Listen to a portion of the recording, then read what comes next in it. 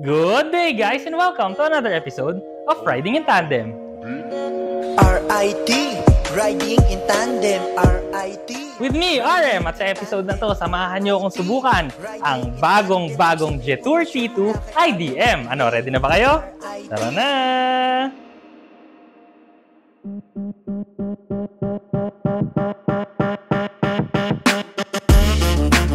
Ang makina nito ay 1.5-liter turbo gasoline engine plus electric motor. May combined output ito na 375 horsepower at may combined torque naman na 610 Nm.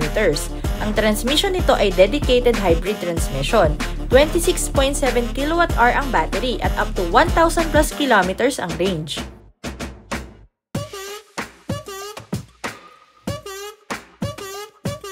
Visit our website, rit-ridingintandem.com para sa mga articles, price list, at loan calculator para malaman mo ang down payment at monthly amortization ng sasakyan na gusto mo. Nung unang labas ng Jetour T2, gandang-ganda na ako sa kanya kasi tinan mo naman, 'di ba?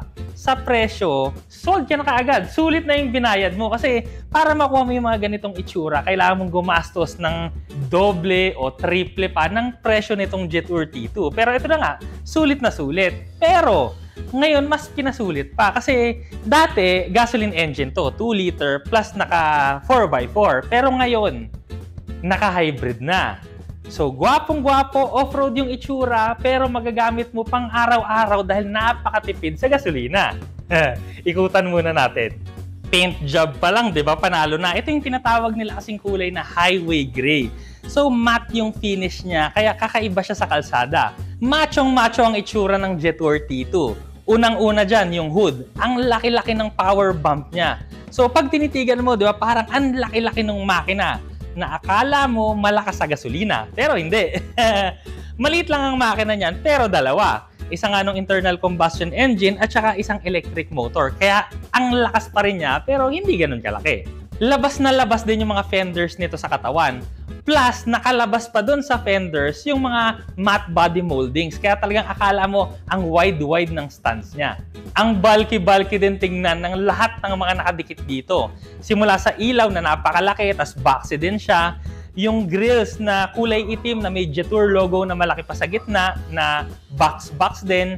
Pati yung bumper na ang kapal-kapal niyang tignan.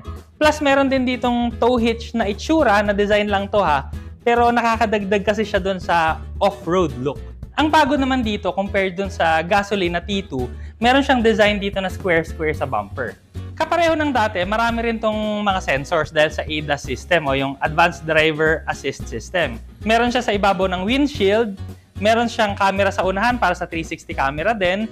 Sa ilalim, meron din siyang parking sensors. Last but not the least, lahat ng ilaw nito, LEDs, pati yung fog lights. Compared naman sa unahan na napakalapad ng itsura, sa sides hindi siya ganun kahaba. Ang kinaganda naman nito, pag sa city mo siya din-drive, very maneuverable siya kasi hindi siya ganun kahaba. At syempre, machong-macho pa rin yung itsura dito. Kasi 'di ba, flat na flat yung ibabaw, blacked out lahat ng pillars, labas na labas yung mga fenders sa unahan, tsaka sa likod. Meron pa siyang mga matte body moldings na over fenders na pagkalaki-laki ng lawet. Meron pa siyang design dito sa gilid ng fender. Yung step board din, ang kapal-kapal. Yung gulong, ang laki-laki, 20-inch rims to. Ang size ng gulong, 255, 55, R20. At may mga highlights din to na parang mga screw-screw, no? Mga yellow na nasa gulong, tapos may mga yellow din dun sa ibabaw. Magkabilang side ng sasakyan, merong bukasan sa likod. Yung isa para sa gasoline, yung isa naman, charging ng kuryente. Pati yung side mirrors, hindi rin magpapahuli kasi boxing-boxy din yung design. Power folding yan, nandyan na rin yung signal lights, tsaka merong 360 camera. Tsaka yung mga door handles, tingnan nyo, diba? Hindi siya yung maninipis na mga door handles, hindi siya yung nawawala, no? Ito yung hefty talaga siyang hawakan, machong-macho din. Dito naman sa likod, makikita mo yung tangkad ng sasakyan. Oh, 5'8 ako pero matangkad pa siya sa akin ng konti. Boxy pa rin yung design dito, tsaka medyo European, alam niyo na. Diba? Social itsura. Meron siyang shark fin antenna sa ibabaw, third brake light, may defogger, meron siyang spare tire dito sa likod. Ang bago dito, meron siyang Jetour na logo dito sa lalagyan ng spare tire. Meron din tong camera para sa 360-degree camera. Ang pagbukas nito, sideways, at saka pag sinara mo siya, light lang, tas kusa na siyang magsasara. Gustong-gusto ko dito yung design ng taillights kasi parang crystals na line na may vertical tas may horizontal sa magkabila. So kakaiba talaga yung itsura niya. Ang bumper nito sa likod, ganun din, chunky yung itsura kaya mukhang ang tibay-tibay niya. Meron din tong parang hinge dun sa bandang gilid na hindi naman siya tunay na hinge pero nakakadagdag kasi siya dun sa rugged look. Meron din tong parking sensors at dalawa yung tambucho pero hindi halata, pero dalawa yan. Dito naman sa likod, ang daming nangyayari kasi ang daming pwedeng gawin dito. So, sa ibabaw ng tailgate, pwede kang magpatong ng gamit dyan. No? So, left and right side, meron. Yung lalagyan ng early warning device, nandyan na rin. May dalawang sabitan pa siya kung gusto mong magsabit ng kung ano man. Meron siyang dalawang cup holder, so pwedeng cup or pwedeng speaker na maliit. Meron din siyang pangbukas ng button ng beer kung magbi-beer ka sa camping site mo. Dito naman sa loob, no, marami siyang sabitan. Meron dito sa ibabaw, meron dito sa gilid, dalawa. Meron pang net dito. Dito sa malapit sa pinto, meron ding sabitan. Sa right side naman, merong isang lalagyanan dito na may strap lang. Sa ilalim naman itong inuupuan ko, meron siyang lalagyan ng tools. Accessory battery mo, nandito rin. At saka yung charger. So, syempre nga, di ba, pwedeng i-charge itong sasakyan na to at pwede mong gamitin as electric vehicle. Yung charger niya, nandito lang, tapos pwede mo siyang isaksak sa bahay. In case na kailangan mo naman ng mas marami pang space at dalawa lang naman kayong sasakay, itong second row seats, pwede mo siyang itupi para magkaroon ka ng mas maraming space at saka fold flat din siya. Last but not the least, nakikita niyo yung plate number. Hybrid kasi to kaya green, kaya walang coding. Kung sa labas ng T2, sobrang macho, sa loob naman, macho pa rin, pero luxurious premium yung itsura. Simulan na natin sa dashboard. Soft touch materials yung mga nasa ibabaw, yung mga nasa baba, may leather pa. May mga design pa dito na hindi siya yung usual na plastic lang na kung ano-ano. May parang mapa pang design dito na merong ambient lighting. Mas nakadagdag social pa dito, no, maliban doon sa materials na ginamit sa dashboard, yung laki ng mga screen kasi ang laki-laki ng instrument cluster niya at saka ang daming info. So, lahat ng mga info, kagaya ng bilis mo, kuryente, adaptive cruise control. As in, sobrang daming info ng instrument cluster na magsasawa ka sa info. Yung infotainment system naman, 14.8 inches, sobrang laki. Ganun din, no, magsasawa ka sa info dito. Pero ang kinaganda dito, ako, sinet ko na siya na automatic yung Android Auto. So, pagpasok ko ng kotse, kukonect na kaagad yung Android Auto. Pero kung ayaw mo nun, pwede mo rin namang iset dyan. Tapos, makikita mo rin dito yung mga iba-ibang mga ADAS. Pwede mong i-on, off. Makikita mo nga dito, meron pa yung wading radar. So, malalaman mo kung nasa na yung tubig, no? Kunwari, dumaan ka sa baha. Makikita mo dito kung gaano nakalalim. So, pag nakita niya na mataas na, 700 mm kasi yung wading depth nito, no? Malalaman mo na, paakyat pa lang ng paakyat hanggang dun sa 700 mm. Kaya kung kunwari, sobrang lalim na, wag mo nang ituloy. Kasi, syempre, no, hindi naman to submarine. Kumbaga, ito, yung 700 mm na wading depth nito, kagaya lang naman ng mga ibang usual na SUV gaya ng Fortuner. Pwede ka ring mamili dito yung HEV or EV kung ano yung gusto mong gamitin dahil nga dalawa yung motor nito. Yung mga kanta mo, syempre, navigation, nandyan din, merong Bluetooth. Wala ka nang hahanapin pa dito sa infotainment system na to kasi talagang maganda. Lalo na yung tunog kasi 12 speaker system to na Sony. So, branded yung mga speakers niya. May mga options pa kung gusto mo ng iba-ibang tunog, pop, rock, ganyan. Tapos, pwede ring surround kung gusto mo ng surround. Pati controls ng aircon nandito. Pero, yun yung mga controls na actually, habang ginagamit ko to, hindi mo na talaga kailangan ngayon ng physical buttons. Kasi, oo, nandito yung mga buttons ng aircon, nasa ilalim lang ng screen. Pwede mong pindot-pindutin dyan. Pero, high-tech na kasi ngayon. So, hindi mo na talaga kailangan gamitin yan. Pagpasok mo dito kasi, nag-on naman ng kusa yung aircon. Tapos, pag nalalamigan ka, sabihin mo lang, "Hello, Jetour." Tapos sasabihin niya, "Yes, yan." Tapos sasabihin mo lang, "It's too cold." Pag sinabi mong it's too cold, itataas na niya yung temperature para medyo uminit. So, ganun na lang. Actually, kahit nga volume ng radyo, pwede mong sabihin sa kanya "It's too loud." Ganyan. Tapos hihina yung radyo mo. Kahit may mga controls dito sa manibela, merong controls dito ng infotainment system nasa right side. Sa left side naman, controls ng adaptive cruise control. So, yun yan. Naka-adaptive cruise control din. So, kahit ang dami mo ng controls dito, pwede naman na voice command mo na lang. Para kunwari, nagdadrive ka, nilamig ka. "Hello, Jetour, it's too cold." It's too cold. Oh, yun nga lang. Kasi ngayon, nakapatay nga naman yung kotse at nakapatay yung aircon. Kaya sabi niya, start the car first. Marunong pa sa akin eh. Ang lalaki rin ng mga aircon vents dito at saka ang lamig ng hangin. So kahit i-automatic climate control mo lang siya, no, ang lakas ng buga niya. Meron din ditong wireless charger, may lalagyan, may mga hawakan dito sa center console. Ang gustong-gusto ko dito yung shifter kasi social na social. Kasi, di ba, usual na leather, plastic, malambot. Pero ito kasi crystal. Crystal yung nasa ibabaw. So, ang social niya. Ipa-forward mo lang para sa reverse, tapos drive, pababa naman. Kung gusto mong i-park, pindutin mo lang yung button dito sa bandang baba. Meron din siya dito yung kagaya nung sa gas na 4x4 na T2 na knob na iniikot. Pero ito kasi two-wheel drive. So, ang makikita mo lang na option dito, Eco mode, normal, sport, at saka yung winter mode. So, yung winter mode, pwede mo rin gamitin yung sa grass or sa medyo mud.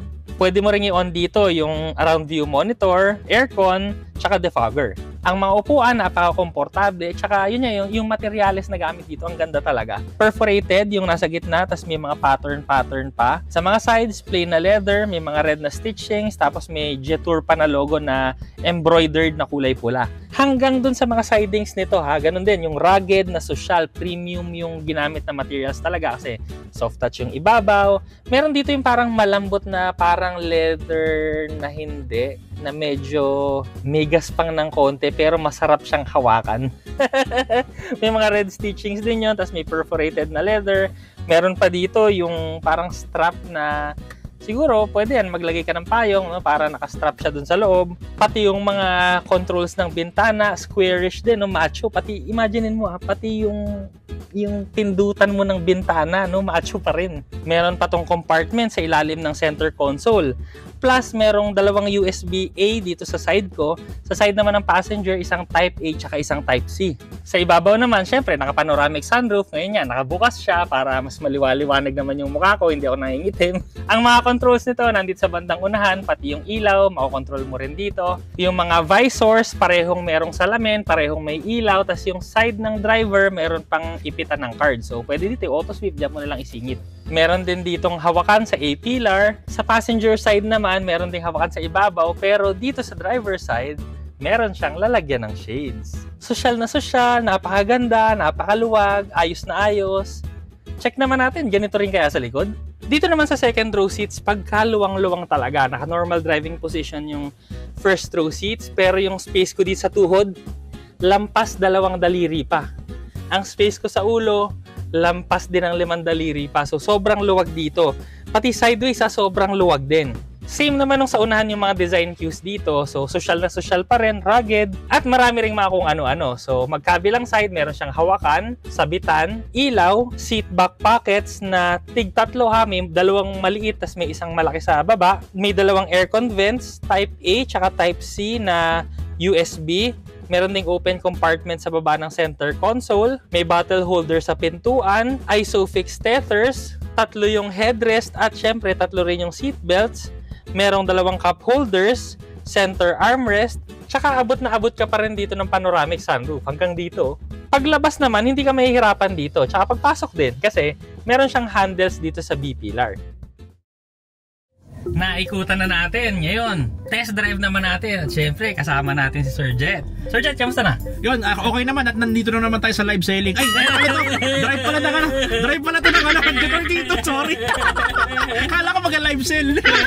Pero sige, bibigyan na kita pare. Kasi pansin na pansin ko, kita mo yung araw. Ayan, tumatama sa mukha natin. Tsaka nasisilaw ako parts. Walang glare reduction kasi syempre dapat lagyan natin ng Ceramax Nano Ceramic Tint with 99% heat rejection, UV rejection, and glare reduction syempre.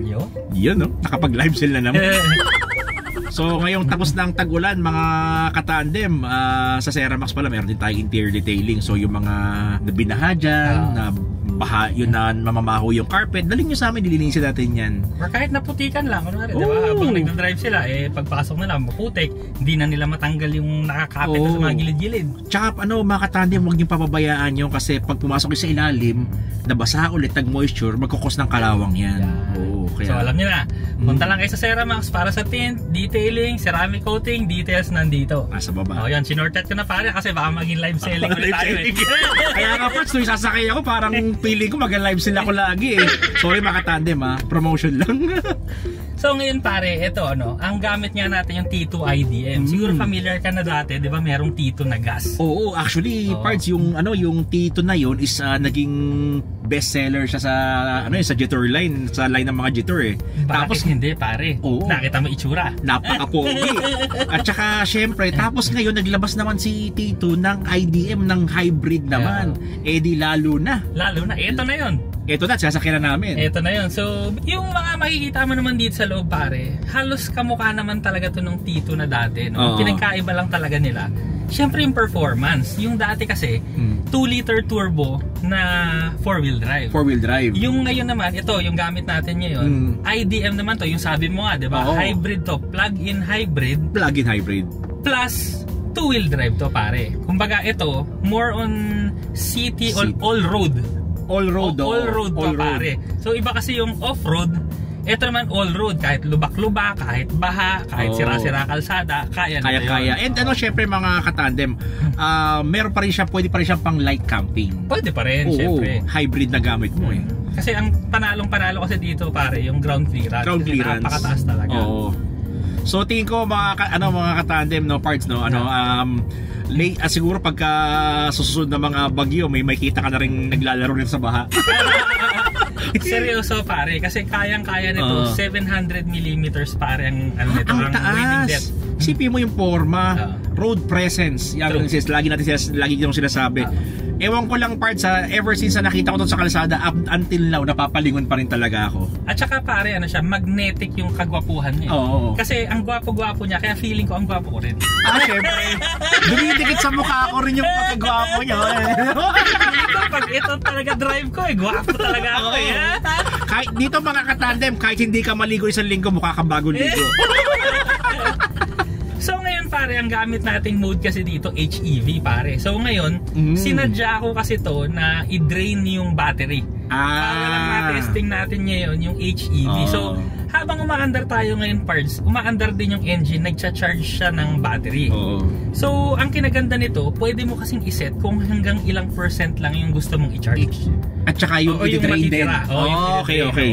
So mga katandem, ang inaano natin dito, I would suggest pagka sa mga ganitong hybrid is wag nyo sagarin yung EV mode. Kumbaga yung battery, kasi para hindi mag-count yung cycle niya, mas humaba yung battery life, di ba? Tama. So ang recommended kasi talaga yung sa general rule sa mga battery, huwag mong pabababay ng 20% pare. Kasi magka-count na siya isa cycle. So ngayon, ito kasi pwede mong iset from 20 to 70% yung discharge. So kung gusto mong safe ka, at least 30% yung ilagay mo doon, okay na yun. Pinaka the best actually. Ako gusto ko rin isa-suggest ko sana yun, nauna mo ko parts 30% talaga. Then para gusto mo mas matipid siya, ay mas technically 70% na charge is okay na yun Ang pinaka maganda kasi dito pare, meron siyang smart power saving, tsaka merong compulsory power saving. Okay. Ang pinagkaiba ng parts, kasi yung compulsory power saving, dun nga yung isa-set mo yung maximum discharge level. Okay. So kunwari dito nakalagay 70 kasi 70. Gusto ko i-charge para makita natin yung engine kasi niya sobrang refined pa rin kahit umaandar tayong ganito, 'di ba? So isa-set ko muna ngayon to parts ng 30. Ayan. So ngayon nakita mo parts, medyo tumahimik tayo. Parts yung gulong na lang naririnig ko So mas gumagana pa rin ngayon yung engine natin, pero mas mas tahimik siya. Tapos pwede mo nang ilagay sa EV mode yan pare. So papatay niya ng engine yan. Wala na tayong engine ngayon parts. So e-car na tayo ngayon, electric vehicle na, EV na. Imagine mo pare, naka-SUV tayo ngayon pare, rugged yung itsura, pangharabas na pangharabas. Hindi lang basta SUV parts Tapos EV tayo, EV, di ba? EV. So, galing. May kasama na rin to parts na charger. Kaya mangyayari pare parts kasi plug-in hybrid to. Yung charger niya isasaksak mo lang sa bahay mo basta may ground ha. Oo. Saksak mo sa bahay mo, tapos saksak mo dito, magcha-charge na siya. Oh, okay. Pero ano mga katandem, a simple na lang recommendation lang to no sa pagka may charger kayo sa bahay, much better yung gawin yung ginawa ni Doc nung sa ice cream niya. Naglagay siya ng dedicated charging tsaka ng breaker. Para kasi hindi madama yung electrical yung sa bahay, tsaka mas makapalaway yung maganda ilagay niyo para subok talaga. Hindi kayo masusunugan. Yung sa amin kasi ginawa na i-explain ko pa baka humaba yung wala haba lang pero basta yun na yun for safety lang mga katandem. For safety basta ihiwalay mo na ng linya. At saka kumbaga hire a professional. Huwag yung DIY. Huwag na kayo baka kasi mamaya pang Christmas light na wala gamitin nyo. Okay. Maganda nga kung Christmas light lang pare. Paano kung naging paputok? Yung patay tayo dyan. Happy New Year na. Yun. So ito naka EV mode tayo nga ngayon. Mabalik tayo dito first. So naka EV mode tayo ngayon. So ito pure battery tayo, running on pure battery. Currently mga katandem, meron kami 53% na battery. Pare, 139 kilometers daw yung kayang takbuhin nito ng full electric vehicle mode. No? So ibig sabihin nun pare, kung kunwari papunta mo ng trabaho, sabihin mo ng 60 kilometers, tapos 60 kilometers pa uwi mo para hindi ka nagagamit ng gasolina. Actually dito. parts, 60 kilometers pa punta mo, malayo na yun parts. Malayo yun. If you're living within Metro Manila, usually ang balikan mo niya nasa around 15 to 20 lang. Pare yung 60 kilometers, sobra na yun sa Cavite, Manila pare. Isipin nyo mga katandem, magpapagas ka ng 500, let's say 500 lang. Tapos ganoon yung biyahe mo, i-charge mo pa uwi sa bahay. Yung 500 mo, panis yun. Seryoso yun. Panis yun. Mapapanis yun. Ganun. Pero may walk around naman doon pare. Ilagay mo lang siya sa compulsory saving para gagamitin pa rin niya. And isa ding work around din doon parts is magkarga ka ng magandang gasolina like Blaze, yung mga B-Power kasi maganda additive sila na hindi napapanis basta-basta ang kotse. Tsaka mataas dapat yung octane level para matagal din yung buhay. Matagal yung buhay, Pero yun nga ang kinaganda talaga nito pare electric. So ibig sabihin ang mura ng running cost nito pare. Grabe no. So ang running cost niya, let's say sa ice cream parts parang piso per kilometer di ba? So sabihin mo na dito tanchectomy lang pare. 1.5 kahit 2 pesos siguro. Parts mura pa rin. Oo naman pare, magkano kunwari yung kotse, yung gas na kotse mo magkano 5 piso. Parts at 130 kilometers, so 260. 260. Gagamitin mo ng let's say 2 araw. Mga katandem, di ba? Anong gagastos nyo? Baka magreklamo ka sa taas ng toll, hindi sa taas ng gas. At saka best of both worlds to pare. Kasi di ba, EV na yung gamit mo pang daily, basta i-charge mo lang siya. Pero kung may pupuntahan kang malayo, meron naman siyang gasoline engine, kaya wala kang range anxiety pare. Pag naubos yung battery mo, edi magpakarga kang gasolina. Kahit anong gasolinahan dyan, pwede. Yun ang maganda sang kasi base kasi sa parts sa facilities or sa meron tayo ngayon sa Pilipinas, pinaka the best ang PHEV pa rin para sa akin. Kasi medyo limited pa rin ng kahit paano yung mga charging stations. Tapos yun, pwede mo siyang i-charge kapag pagka meron, pero gasolinahan mo pagka meron din, di ba? Sobrang tempting niya pare. Kasi dun pa lang sa itsurang SUV na rugged tapos tipid ka sa gas. At saka parts, diba? Siya, all weather. Isa pa yun. All weather all road, siya. All weather. All weather, di ba? Ang ganda. Kasi mga katandem, di ba, alam mo naman sa Metro Manila, nakita nyo naman nung last 2 weeks na umuulan, di ba?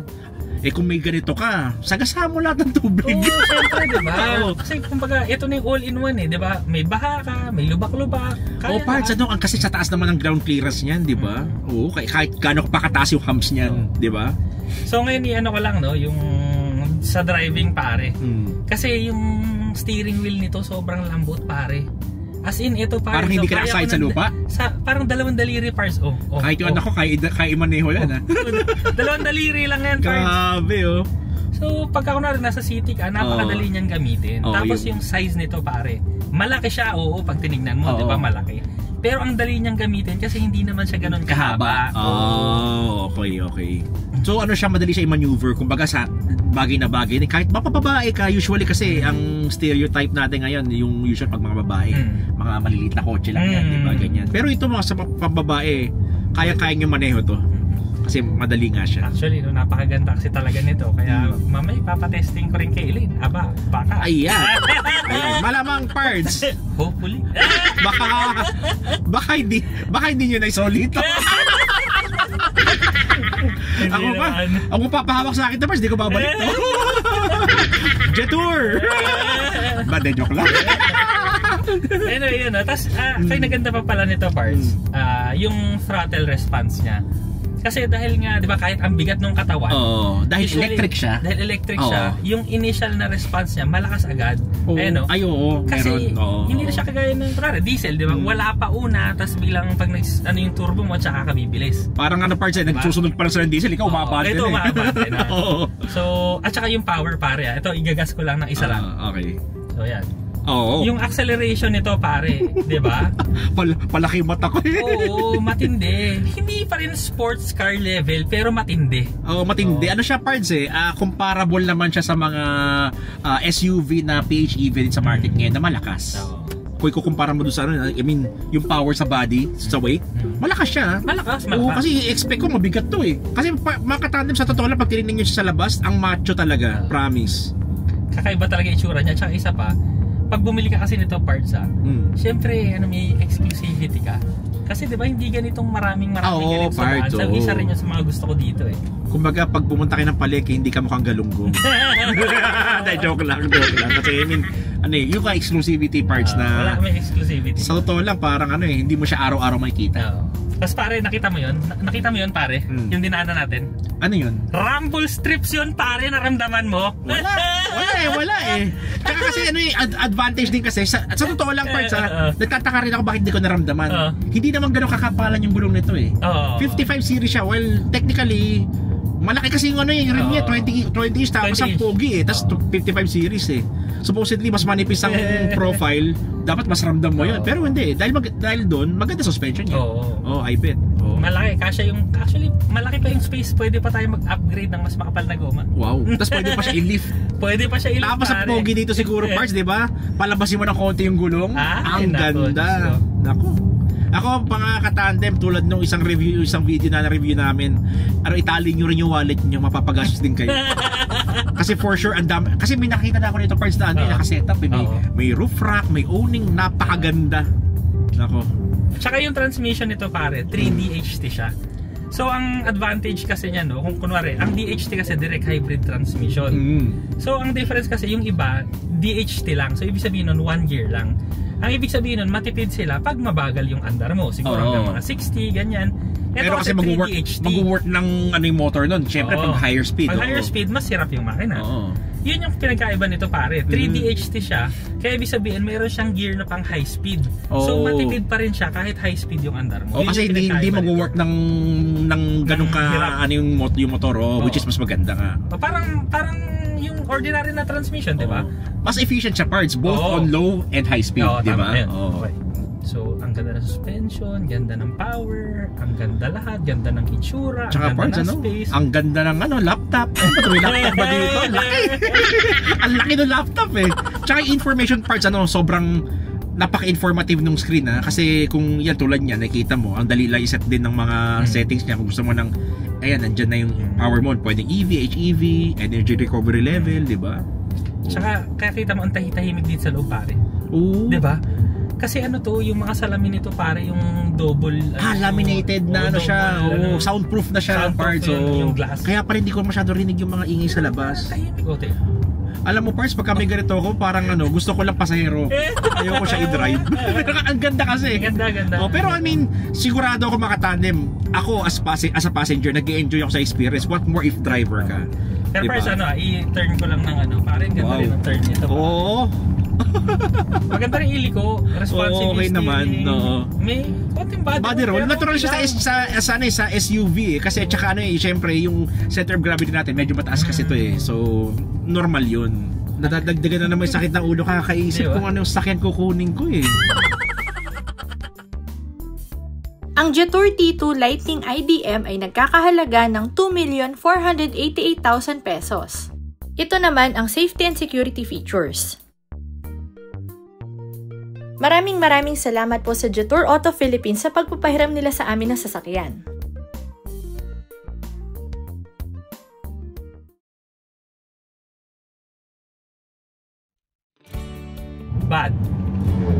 parts parang wala. Kasi sa totoo lang, ang nakikita ko lang na bad is yung 4-wheel drive. Pero hindi mo na makakailanganin kasi, di ba? Hindi rin eh. Hindi kailangan eh. Depende sa bibili, no? Oo. Kasi syempre, kung ano mo talaga, kung gusto mo talagang mag 4x4, so magra-rack rolling ka ba? Oo, di ba? Parts, tsaka, let's say yung frequency ng gagawin mo yung rack rolling, isang taon gagawin mo ba siya like every week, every month? Hindi siguro, di ba? Kahit sa mga bumibili rin ng ibang mga SUV, bakit? Lahat ba ng bumibili ng SUV, lahat 4x4 yung binibili? Hindi Ito, kasi hindi mo na kailangan Kasi alam mo, may instance lang talaga na let's say, out of 10 camps, siguro mga once or twice mo lang malalaman na, ay, kailangan ko lang sana nag-4x4 ako. Pero hindi eh. Hindi mo yan yung trade. Kasi ang trade-off nga ng mga katandem, di ba? Bibigat yung kotse dahil may another differential ka na naman. Pangalawa, consumption. Yan na naman tayo. Kailang gano'n na tayo, hindi ko nararamdaman. Kung hindi mo ituturo, hindi ko malalaman na dumadaan tayo dun eh.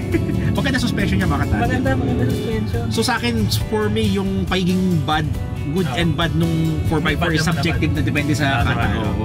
Ako may bad ako, pare. Ano yung bad? Kasi di ba ginagamit ko to, pare? Ang daming tao nagtitinginan. Tapos nung nasa car wash ako, lahat sila nakasilip. Pare, yun yung bad eh. Ano ba yung bad publicity? Hindi ka natin. Kung gusto mong manahimik, di ba? Kung gusto mong nandiyan ka lang sa isang tabi, huwag kang pansinin. Kakausapin ka tuloy. Kakausapin ka kasi ano eh. Ano talaga yung pansinin yung kotse? Kasi parts, una yung tatanong, anong kotse yan? Ano ba yan? Ano makina? Makina, ganyan. Sasabihin mo na. Kaya baka ba na yung parts? Wala na. Hindi lang to, makina. May kurente rin. Well, yung kasi ako, sa tolang parts, na pagsakay ko pala kanina, iniisip ko na kung ano yung bad eh. Wala akong makita eh. Well, para lang doon sa sinabi ko, mga katandem yung 4-wheel. Which is for me, as a, hindi ko siya kailangan. Pero kung kailangan mo, di mag-ano ka na lang, yung Tito na 4x4? Meron naman eh, di ba? Pero ako kasi yung mga katandem, practicality wise, kung gusto mo ng ganitong forma, ganitong SUV, hybrid ka na. Hindi mo kailangan ng 4x4, promise. Kung meron naman, kung gusto pa rin talaga ng T2, doon ka sa gasolina. Ako, patotoo pare, dalawa na kaming 4x4 na sasakyan. Never ko siyang nagamit, pare. Yun na nga parts eh, di ba? Never ko nagamit yung 4x4. Ginamit ko lang siya para umikot, para hindi mag-stack up. Yung information or yung indicator ng cambio. Kasi dito, pag dito mo tinignan sa instrument cluster, yun yan, medyo nasa right side kasi siya, kaya hindi mo agad pansin. Hindi mo siya agad makapansin. Pero umiilaw naman kasi yung D dito, pare. Umiilaw. At saka parts, pag nakita mo kung sinasala siya, hindi mo na makakalimutan. Hindi na. Yun na naman yun eh. So, yun talaga makatan, it helps to familiarize yourself with the car that you're getting. Syempre, pagka nakuha nyo na siya, ano ba naman yung ano ka ng ilang minutes ng time para basahin yung manual? Kalikutin mo siya, di ba? Ayan, suko na ako. Wala, suko na rin ako parts. Good. Sa good. Ikaw parts, good. Sobrang dami parts.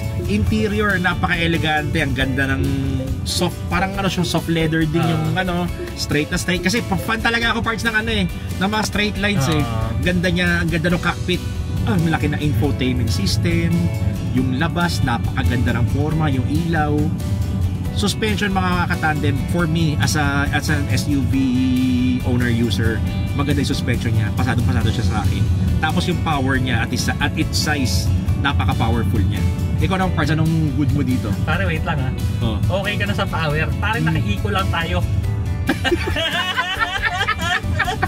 Tingnan nyo, yung pangalan yung pangalan ko sobrang tawag doon, satisfied na ako sa power niya. Naka-eco mo lang pala, pampambira ka part. Parang may eco pa yung sport, pero mabilis na masyado. Hindi mo kailangan. Hindi nyo kailangan mga katado. Sa totoo lang, satisfied na ako sa power nito kasi ako bilang owner ng may turbo din na 2.5 na turbo diesel, yun kasi yung yun ang trade-off pagka hahanapin ko na kasi yung power na yun nandito din siya. Nandito rin siya. Mga katandem, ang dami niyo pwede i-charge dito. I-charge nyo na lahat. May wireless charging siya. Mayroon siyang dalawang port dito. May Type-C din. Tapos may lalagyan parts din sa ilalim. Ako gusto ko yung naman, yung 360 camera. Mayroong adaptive cruise control. Yun. Tsaka syempre, gusto ko yung hybrid system kasi matipid. Tsaka malakas. Yun yung, di ba kumbaga dati, para bumilis ka, kailangan malaking makina. Ngayon pare, kahit maliit ang makina mo, okay pa rin basta may electric motor. Basta may electric motor kasi instantaneous yung torque parts. Plus, power.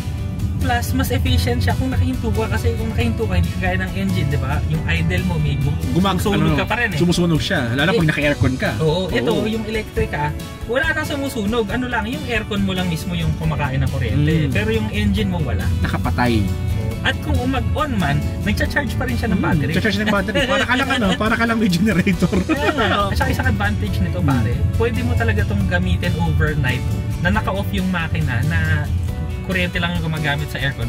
Malakas yung battery. Malakas yung battery. At saka safe ka kasi walang carbon monoxide poisoning kasi nga patay yung makina mo eh. Kuryente lang yung gumagana. Aside from that parts, good for health, tsaka good din kay Mother Nature. True. Diba? Galing. So good. Lahat na good. Lahat good. Sorry mga katandem kasi talaga kami naman ni Doc Arem pagka talagang hinahanapan din naman talaga namin ng bad to give you more information para syempre malay nyo baka yun yung deal breaker sa inyo. Ay hindi, meron na. Ito. Sige. Ano kasi, syempre dahil nga SUV to, syempre medyo mataas siya.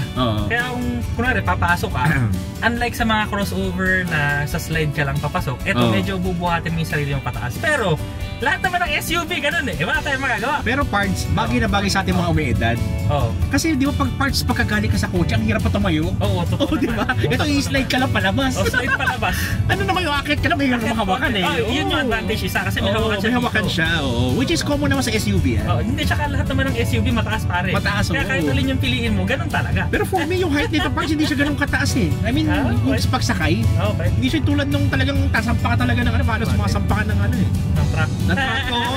Ito makatandem, good na to. Depende sa height natin sa pipe. Siguro pagka medyo hindi ka nabiyayaan ng tangkad, medyo mahirapan ka na konti. So wala maganda talaga. Anyway, ganito na lang pare.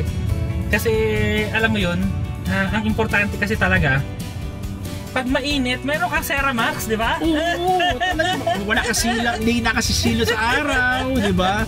Tapos syempre, privacy mo sa gabi. Isa pa yun. Oo, sa umaga. Tsaka yan nga, dahil nga ngayon, di ba, ulan ng ulan, so kung gusto nyong linisan yung kotse nyo na, yung matanggal yung mga stains na hindi mo matanggal, or gusto mo ng added protection para pag kunwari car wash, hindi basta-bastang magagasgas, no?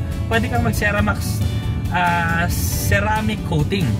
At saka pwede ka rin mag-paint protection film. So lahat yan sa Ceramax details Lalo yung mga ganito kagaganda na kotse, pa-PPF mo to. Dapat. Oo, kasi para ay sa totoo lang mga katandem, ang peace of mind ang binabayaran mo sa PPF. True. Maliban doon sa gaganda yung kotse mo, makintab lagi, ganyan, hindi mo naalaga yung pintura, hindi mo na asikaso yung pintura. Peace of mind kasi kahit saan mo siya i-park, kahit pagtripan niyan, hindi mabubutas yung PPF, basta ang pintura mo. At saka yung mga stain pare, mga stain na kung ano-ano, hayaan mo lang yung stain dyan. Hayaan mo lang yan. Kasi PPF lang yan eh. Pagka kunwaring hindi mo na talaga matik, palitan mo na yung PPF. At saka parts, may technology din kasi PPF natin na may protection din siya na yung mga stain, kahit sulatan mo na pentel pen, madali din siyang alisin. So yung mga stain na yan, wala rin kayong problema, at kasi mabilis din siyang alisin sa PPF natin. Okay. Ayun, so verdict na lang natin pare. Ano masasabi mo sa kabuuan ng kotse? Alam parts ako, granting na meron akong budget, bibili ako nito bukas. Pagkabukas sa showroom, bibili talaga ako, promise. Pare, parang nagre-review tayo, pinapasakit ko ulo mo, ang dami mo pinag-bibili yan. Ito na naman. Sinama na naman ako. Dalawa pa lang naman yung nagustuhan mo eh. Oo. Parang dalawa pa lang pala, dalawa. Parts so far, dalawa pa lang. Basta ako parts, more on ako ngayon na plug-in hybrid talaga. Yan ang ko. Kasi SUV, pasok. Yung looks niya, pasok. Tapos hybrid, plug-in hybrid pa, di ba? Ako naman, ang masasabi ko dito, parts, itsura, tech, comfort, premium interior, lahat nandito na pare. Pero life hack talaga to. Dahil nga, naka-rugged na SUV itsura ka, pero matipid ka. Ano na lang ang masasabi ko dito? Lang ako talaga. Ipapa-test drive po kay Mrs. Tingnan natin kung tama ba siya sabi namin ni Doc. So yan, maraming salamat mga katandem sa panonood. Sana nag-enjoy kayo sa video na to. Next video na! RIT, riding in tandem. RIT, riding in tandem. RIT, riding in tandem. Siksik na impormasyon mula kay RM at Elaine. RIT